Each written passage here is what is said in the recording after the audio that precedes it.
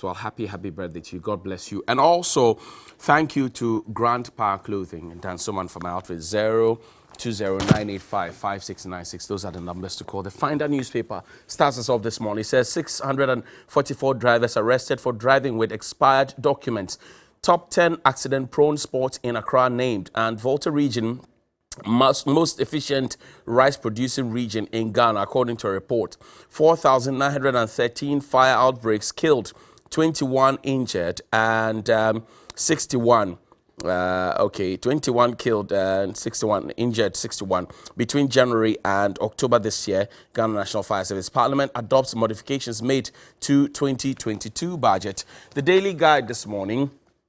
MFFAWAG Lords GEPA for coconut cashew promotion, and also KGL Group celebrates Otum for a pillar of peace. Ofosuampofo planned harm on others. MPs adopt 2022 budget alterations. Stalemate on e-levy. Lands Minister pledges climate change action. Police chase one more in Shatawale case. The BNFT soybeans processors lament over losing industry to Indians. Local rice producers want tax hikes on foreign rice. We were talking about it a second ago, right? E-levy too insignificant to close deficit gap. Find better ways. That's what Setekwe is talking about. The Ghanaian Times, High Commissioner meets Ho MCE over burial of slain Zambian woman who is 22. One teacher, one laptop, Bruha. 3 teacher unions demand laptops for members by December 31. The monies have been deducted, by the way. Insist on paying 30% of the cost. Ghana implementing strategic programs to combat climate change, according to the Lands Minister. We remain opposed to e-levy. Minority states' position on 2022 budget modification. A Daily Graphic, massive afforestation program underway. Jinapo, can we track and trace the trees we planted about 5 months ago that cost us 12 million, and what the trees are now and how well they're doing? Then we can talk about massive afforestation. ECOWAS reopens land borders on January 1. We can feed nation if resourced award winners, and Parliament accept revised 2022 budget. It's been modified and accepted, but the e-levy remains unaccepted. Edem Agbana is the Deputy National Youth Organizer of the NDC. He joins me here with Mr. George AEC. He is the National Communications Director of the National Disaster Management Organization. Gentlemen, welcome. Good morning. How are you doing? No, we're good. Mr. George, nice walk. It's been a while. Yeah, nice walk. Yeah. How's Nadbo doing? Nadmo is good. Our ID cards are in. Oh, congratulations. Congratulations. At least you have a scorecard to show. Yeah. Get to see my advocacy. So sometimes when we point you in the direction, you must go. No, it's the biting is hard and deep, but it's for our common good, all of us as a people and the nation. So we will not begrudge you on that. Right. It's part of the editorial policy of a station that is to guide the nation to trudge the right course. And so, we may disagree, but it doesn't mean what you're doing is not right. So keep up the good work. I hear you. Yeah. And for those who don't know, up until now, NADMO staff did not have ID cards, including Mr. George. You see, my very good friend, who is National Communications Director. Now, I had to take on. I've been on this beat for 3 years. Today, he's telling me the ID cards are in. So, you see, consistency. We will not stop talking. We will not stop asking. We will keep asking until you do the right thing. We will force you to play correct. Adam, how are you? Johnny, I'm great. I mean, it's been a while, and I'm happy to be back on set. George, let's begin from your quarters. So modifications have been made to the 2022 budget. Yeah. One of the key things that was mentioned was a 10 million Ghana cedis tidal waves, coastal development, feasibility study thing for the phase 2 of the Blekusu Sea Defense project. You should be a happy man from where you sit at NADMO. Yeah. Shouldn't you? Yeah, I should. But we need to have more. Good morning to you. Good morning to, and welcome to my junior brother, the handsome Edem Agbana. Girls them sugar. Yes, you. Good morning to our viewers. Johnny, you know today is the birthday of His Excellency, the former president. President John Kofi Ejekum True. He turns 83 today. True. Yeah, statesman. You know, I emceed his 81st birthday. Yeah. That's what people don't know. Yeah. He's a statesman, you know. And yes, we wish him happy birthday. May he continue to be a fountain of knowledge and wisdom that we all tap and drink from. God bless you many more years of joy and happiness with the nation and your family, Mr. President. Right. Yeah, two things. And may we continue to take his advice. Yeah. He advised us. If we are taking the advice. Yeah. We are with you, my brother. Yes. Before I touch on the what you raised, one, let me talk a little about the laptops, the teacher's laptop. One, it is coming from the teachers. We'll discuss that. So but I'm just giving you some information that tomorrow. We'll discuss that. Let's talk tidal No, waves. Because you talked about deduction from their salaries and all that. There's the professional development allowance for teachers. Okay. That's what is to be used for this. So that is one thing. And then two, NAPCO. Is it that all of them have not been paid or a section? Because I listened to Dr. Anyas when he was here. Some people had challenges. So you are responding to the issues from Johnny's Bite? Yes. Okay. No, just to So somebody sent me a message. Somebody sent me a message. Says, yes. Uncle Johnny, please, good morning. And kindly speak for NAPCO trainees. Hunger is killing us, and they don't want to pay us our September and October stipends. Why is Dr. Anyas and Ken Ofori-Atta treating us in this manner? It is not easy. If the permanency promise of the president at Radio BAR in Sunyani can't come on again, but our small stipends too, do they want to take it? Why are they treating us this way? Would they treat their own children this way? It's hard. Please speak out for us. We beg you, please. This was sent to me at 7:27 a.m. right now. I can share the number with you. And you've even tackled that, so yeah, that's good. Issue of the tidal waves, and I'm grateful the Minister for Finance has decided to touch on that, and I must commend the minority too for bringing it up forcefully that it wasn't directly addressed in the budget, because we had just experienced something like that, and so if nothing is done about it, it doesn't show like we are interested in their challenges and welfare. And being a listening government, the finance minister took it on board and decided that immediately he's going to commit about 10 million Ghana cedis to feasibility and engineering studies along all the 540-kilometer coastal line, and then specifically zoom in on the 149-kilometer Aflao to Pram, coastal line, because there's challenges within this enclave.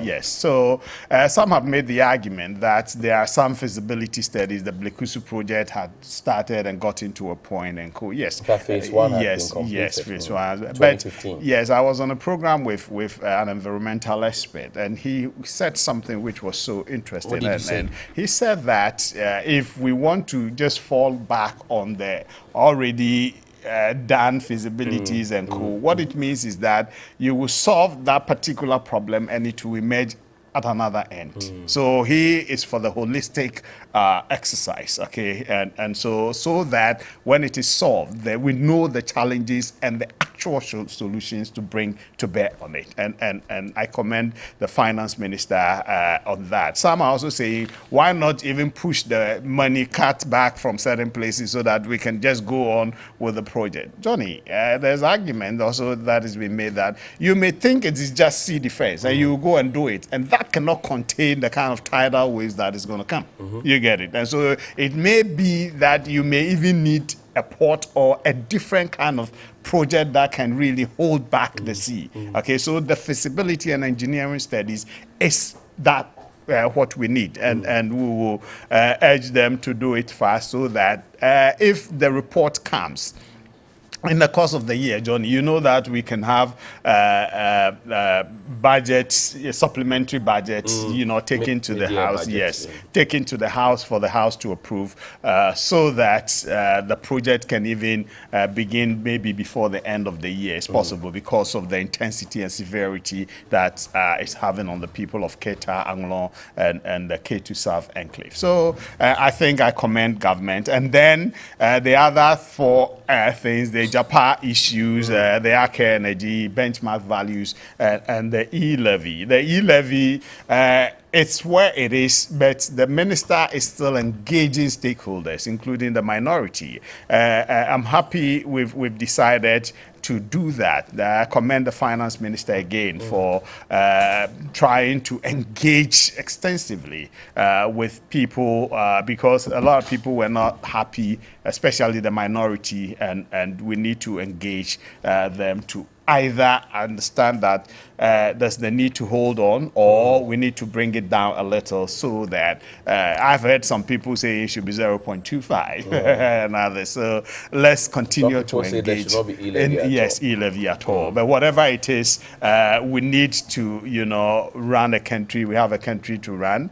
We need to raise resources. Looking at our debt profile, it will not be too good to continue to pile up debts the way it is, so that we will be crippled. Right, so let's look at alternative sources, especially now that the digital platform is so active. You know, paragraph 309 of the budget said digital, the platforms in the whole world. In 2016, you know, activities were worth over $11.5 trillion dollars, and it's projected to reach 23 trillion by 2025. So it tells you it's very active.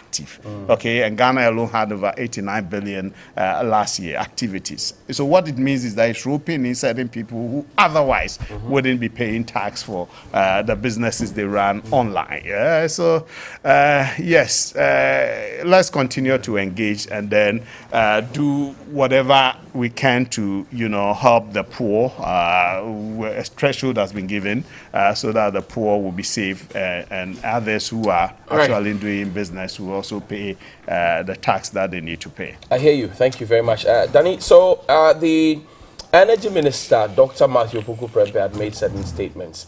I want to juxtapose that with the modifications that have been made, and whether or not there's real commitment to the people of Ketu South, Keta, and Anglonka. We would want to get into that. But let me pick your initial thoughts about this modification that's been done.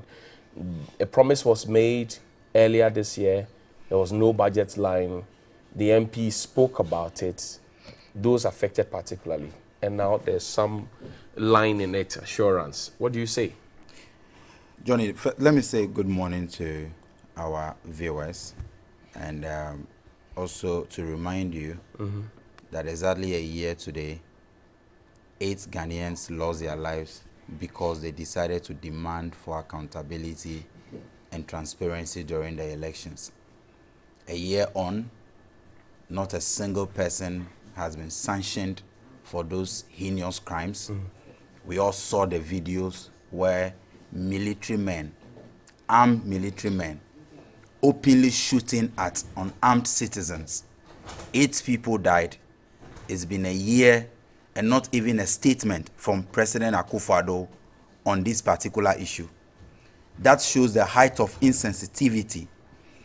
I am particularly disappointed because you have a president who will run to issue statements when there is a minor earthquake in other countries. There was a building collapse in France. In less than 30 minutes, President Akufo-Addo was among the first group of world leaders to issue statements to sympathize with the people of France. But in his own backyard, his own country, as Commander-in-Chief of the Ghana Armed Forces, a year on, 8 Ghanaians were shot, killed, for no crime, except that they were demanding transparency in ballot accounting. And President Akufo-Addo has not said a single word or made any statement regarding these people. The first deputy speaker simply because said that I will get to that. Simply because he was the biggest beneficiary of those crimes. He doesn't organize elections. He is the biggest beneficiary because he is the ultimate winner, or the one that was announced as the winner of the election. But how is that related? He is the commander-in-chief of the Ghana Armed Forces. He is the only person in this country who receives daily security briefings from the national security. And so if for 12 good months, a whole year, President Akufo-Addo has failed to mention or made any statement, even when he appeared before Parliament, on this particular issue of 8 Ghanaians losing their lives, it tells you that he's not concerned. Because he's the biggest beneficiary of that, he has decided not to say anything about it. The police say they are investigating. For me, as a year ago, today, I can say is one of the saddest days, the lowest moments in our democracy. Again, you mentioned police investigations. Right. What has been the outcome? Johnny, how long should it take the Ghana Police Service to unravel men who were in uniform? Let's talk about the tidal The waves. Ghana Armed Forces. Let's refer to George. Those who he wanted to raise another issue. I those, said no. yeah, so, no. This is just my initial comment. So you have made your point. Yes.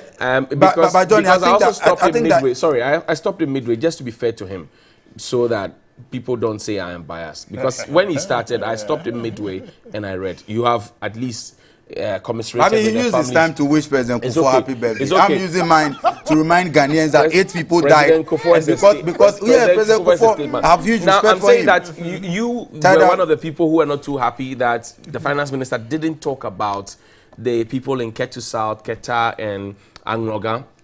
You also mentioned that the president has not visited them, has not breathed a word about it. But now there's 10 million for feasibility studies, and hopefully the second phase of the Sea Defense project will start. What do you say?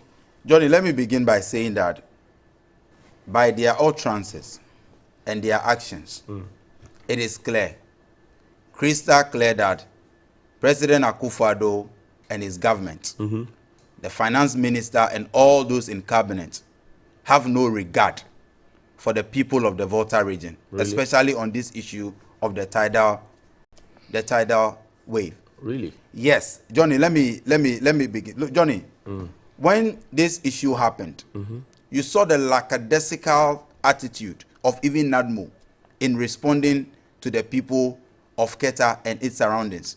And don't forget, this is not the first time. A couple of months ago, there was one at Agaveji, and we saw how the Honorable Member of Parliament for Ketu South, the Honorable Ablaji Faguma, she cried out for help. On this program, I was on your show.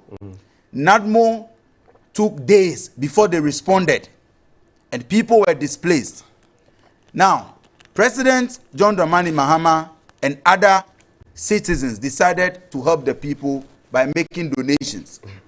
Right after that, we have members of the Akufo-Addo cabinet, Napo, for example, making statements that if the finance minister makes any attempt to make a budgetary allocation to address that issue in Keta or Volta region, the coastal areas that were affected by that tidal wave, he was going to lead a demonstration against that act. That is a person who sits as cabinet. If this issue was of prime importance to the Akufo-Addo government, these issues would have been discussed at cabinet, because budgetary or preparing of the budget takes several steps, and they even have retreats prior to the reading of the budget. So it is because he was aware that the government is not committed to putting or making any budgetary allocation to this issue of tidal wave that happened in the Volta region. That is why he was confident enough to make those statements. Let's refer to him. Please play that post. Hold on. I wish you would allow me land and then you play his tape. So, no, I want us to put it in context, because, you know, I want to be sure what he said, how he said it, and then we can understand the context you're coming from. So, Danny, please play the video quickly. It's about 30-40 seconds video. I didn't see the defense in anywhere. I didn't see it. The two opposition were catching baby said that one bell. Sabe fact Keta see defense issue. Commercial flood is the issue. The finance minister made mistake not the shame. Mr. Mele do Kumasi fall on a demonstration. Now, would that be fair? He who comes to the equity table must come with clearance. A government has brought a fair and a rational budget. Why should you hold the gospel to ransom? Some stronghold of a budget in 16. I didn't see Kitasi defense in anywhere. I didn't see it. The two opposition were catching baby say that one bell. Some fact Kitasi defense issue. Kumasi flood into issue. The finance minister, he made mistake. Not the shame. Mr. Mele do Kumasi fall on a demonstration. So that's the Honorable Dr. Matthew Puku Prempeh. He's energy minister, he's a cabinet minister. That's why he spoke on Asempa FM in Accra.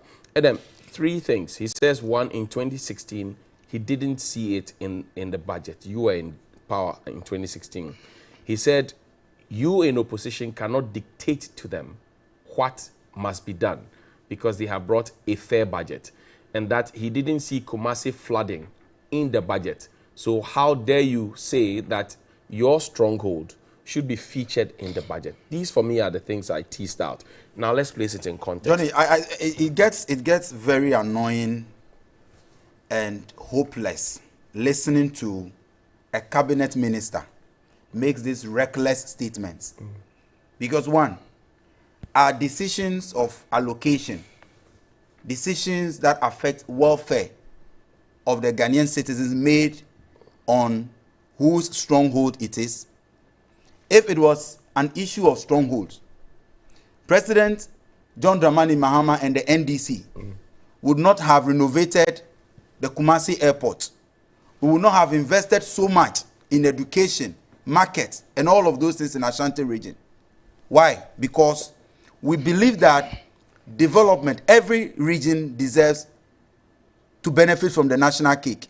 You make rational decisions based on what the development needs are. And so it is completely irresponsible and reckless. He says you had power. I will address that issue. Very reckless. What did you do with power? Now, when the NDC was in power, don't forget that development is a process, not an event.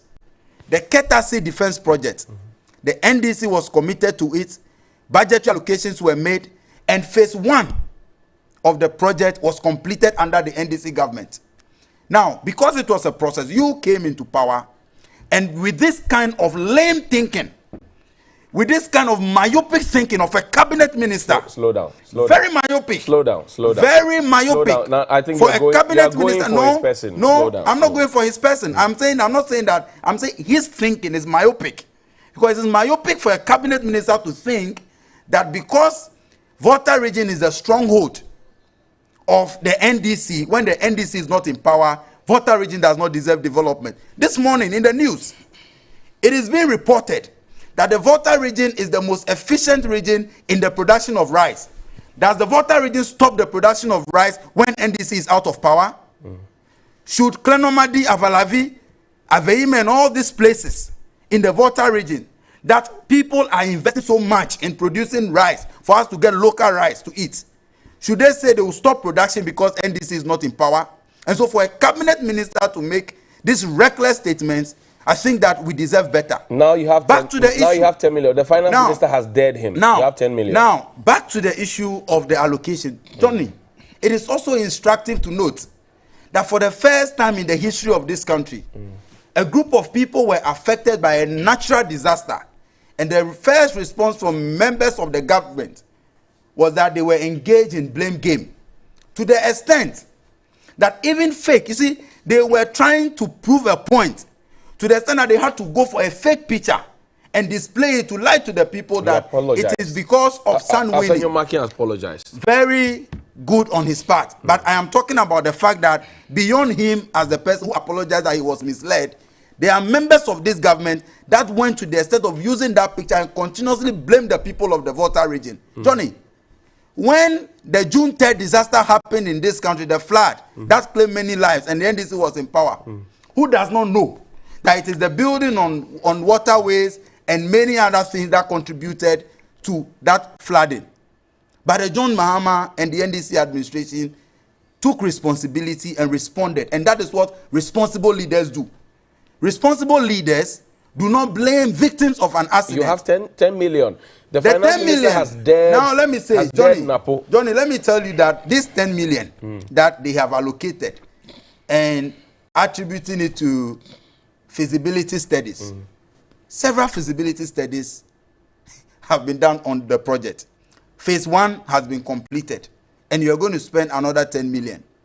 Beyond that, let me also say that this 10 million that they have decided to allocate, it is only because the finance minister and the government are aware that the NDC minority in parliament, and let me congratulate the Honorable Haruna Idrisu and his team, they gave conditions on which they will accept the budget. Now, this 10 million is not out of a commitment by the president, but it's only because they are trying so hard to meet the conditions that the minority has given them. Because don't forget that the budget goes through 3 stages of approval. The approval of the policy statement, which we have already this rank all about, is just insignificant. You know, when they get to the committee level to debate the appropriation and the estimate, that is where the job is. And knowing that we have the strength of numbers in parliament, they decided that if they are demanding for a Japa to be scrapped so that our family members will not benefit from a collateralized or the collateralization of our mineral resources, if they are demanding for allocations to be made for the Volta region and the Keta Sea Defense Project, let's put it in there. Well, but the finance minister said, and so now they have done broadly that. Consulting. No, and so this is a baby of the consultation that was done. So what stages did the budget go to before the presentation? And why was the initial resistance to including this very important issue in the budget, even though they made statements prior to the reading of the budget that that was going to be catered for? So when you look at their attitude, their utterance, and their actions towards all of this, clearly they have no regard, no respect for the people of the Volta region. And this is just to meet a condition that the minority is, and they deserve no applause for it. I'm telling you, that is the truth. I've given you reasons why. George, should we be looking, I mean, listening to Napo and Edem now, should we not be looking at the bigger Ghana vision of saying that this is the Ghana plan? NDC comes to power, we don't care how many people you decide to bring on as presidential staffers, as agency heads, as ministers, as whatever it is. This is the direction Ghana wants to go, the Ghana dream. NPP comes to power, this is the direction we want to go. And we have had Nkrumah's 7-year development plan.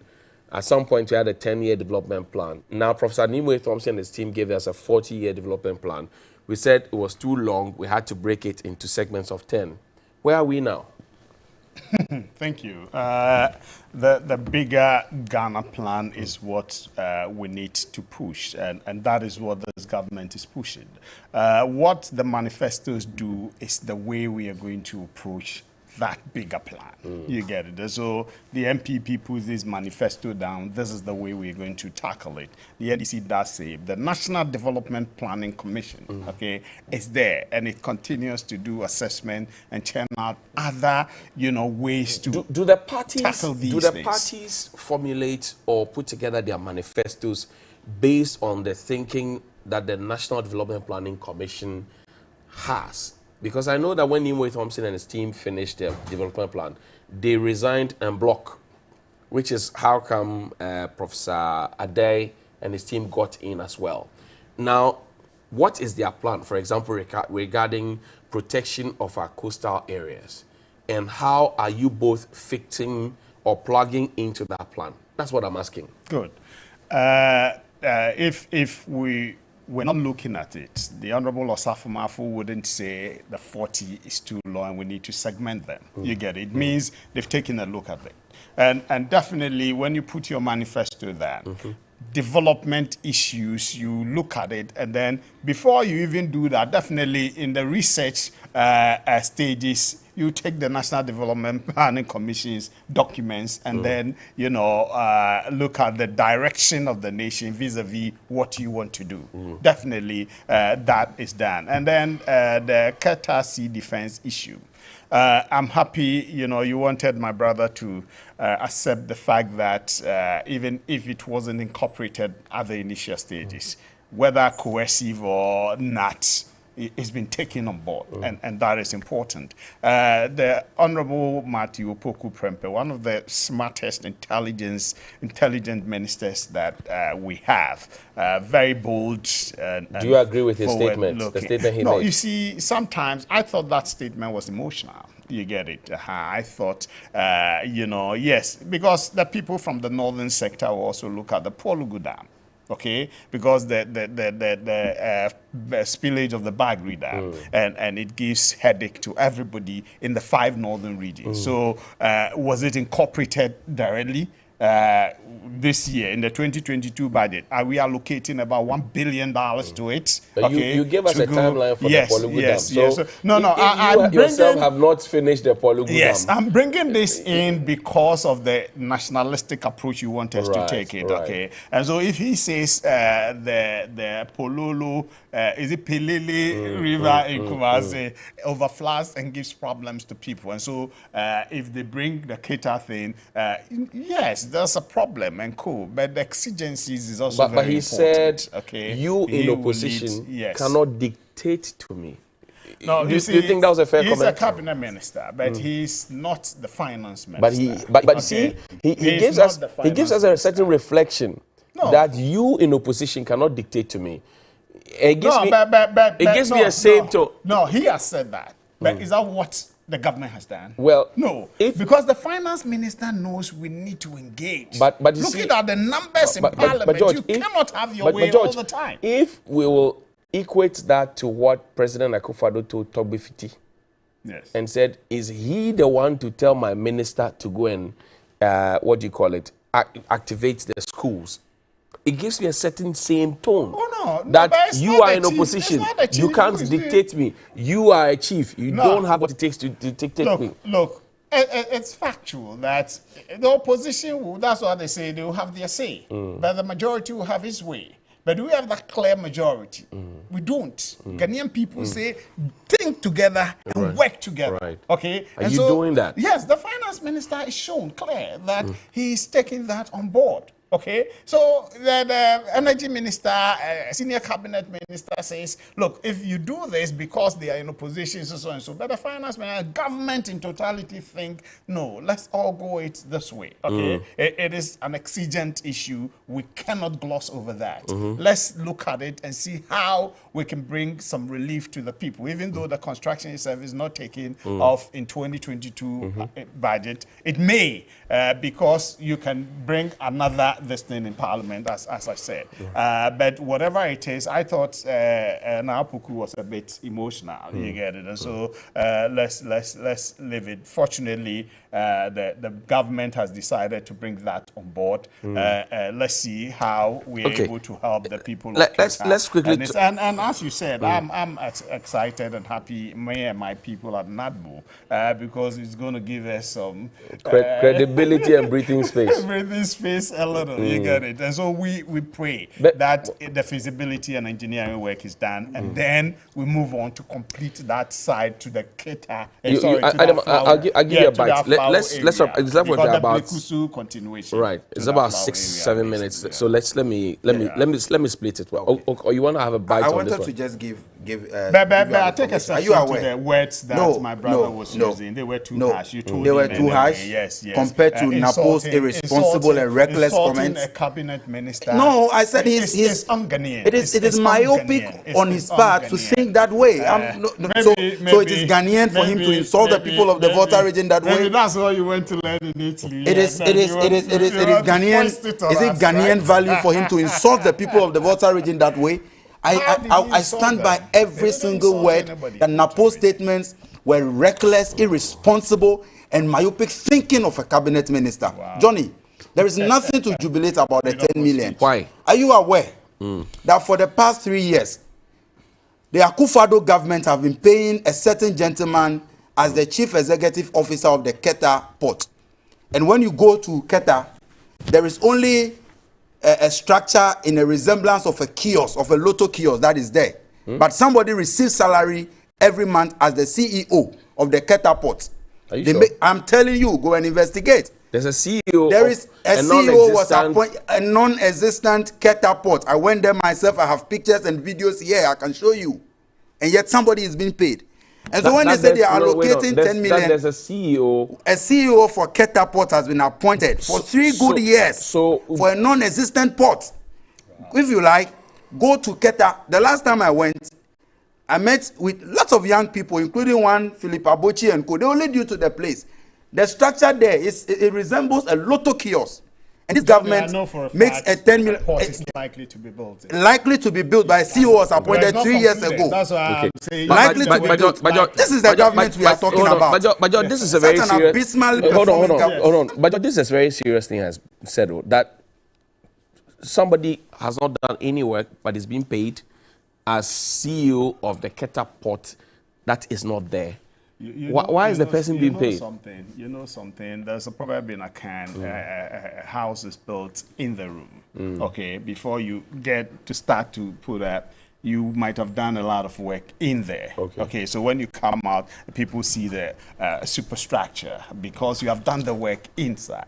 You remember when the budget, is it the supplementary budget? Right. Was read about this Agenda 111. My brother. No. I know there's a certain CEO. There's a CEO. Dr. Alexander Eduse, don't worry. When that was done, my brother, former Speaker of the UCC Parliament, Akando, had said that a certain 600 had been, used and all that, and the government came out to say no. The finance ministry came out to say no. It's the feasibility the official bill for that anyway. Yes, the works. So Akando's works stand because you have not been able to bring data to. Yeah, so these things are done, and if there's a team that is working on the Keta Port to get but see, George, my difficulty, that's another issue. But if he has a reservation about the functioning of that office, that's another matter. But that is what he's raising. But it's important to get the groundwork done for it to take off. So let's say, George. So if a team is working on it, let's say, George. No, he is talking specifically about the director, Dr. Eduse, right? Yeah, Alexander Eduse. Now being paid for doing no work at Keta. Let me. No, if the work hasn't started, doesn't mean he's doing no work. Let me place my question. You have a bite, so you take it. No, I'm not biting. I'm asking a question. Now you are the CEO of a company. The company is now being built, but you're already being paid for performing no function as a CEO. How do you know he's performing? Nothing is even being done there, Johnny. Because before the port begins, there would have been engagements, raising funds, the designs, everything. Some people must be doing is he the contractor? Is he the one who is contractor? No. Before you do that and then get a contract, even getting contractors to come and begin the building. Of the port. I don't get it. It may even be sometimes, yes, government may use money to build or get a World Bank funding or EPC plus F approach, to get the port. But George, I'm finding people must work, be dedicated to that. I have no problem. So there are consultants, there are engineers, there are worksmen, there are foremen, there are carpenters, there are masons, there are plumbers, there are steel benders, all of them who will work to make sure that the thing is constructed. And that is not even happening. Hold on. When they are done, there will be a head of human resource, there will be a marketing manager, there will be a CEO, there will be a director of this and that and that and that. We have not finished constructing the thing, but you are paying a CEO. As to whether he's paid, I cannot speak to that. But I was even either there's a CEO, a board chair, which of the two? He's appointed director. I mentioned his name. He has been there. So I know there's somebody. I doubt if he even knows Keta. I'm telling you, I doubt if the gentleman. As to whether he's been paid, this is an apology of a government. We'll you can get into that. But I think it's a forward-looking thing to have a dedicated team looking at the Keta thing, and to say we don't care about that is worrying. I sitting here, my mother is an away from the Volta region. Kofi Jamasi is in the government. There are other people who are from the Volta region in the government. George, let me ask who wouldn't want Lecha is from the Volta region. George, let me ask you. They cannot sit down for government to ignore them. And last one. George, I want to ask you a question. Our votes in the Volta region has been increasing. It's moving from arithmetic progression to geometric progression. You view development from the point of George, I want to ask you a question. So you go for a loan to put up a factory, your personal factory, Yeah. this is not NADMO factory, Yeah. then you get the land, you get the consultants and the engineers to put up the building for you. Yeah. But even before they finish the building, you have employed a CEO of the factory that is not existent, and you are paying the. Would you do that? Would you pay the CEO? I don't know the thinking behind that. Maybe the president wants the prioritization of that project. Okay, as to whether he's been paid is another. Is that the best way matter. to protect the public? But I can get somebody that I'm building this. Focus your attention. I may not call him a CEO, but he is my dedicated person to ensure that the factory project goes. So you disagree with the president? That's it.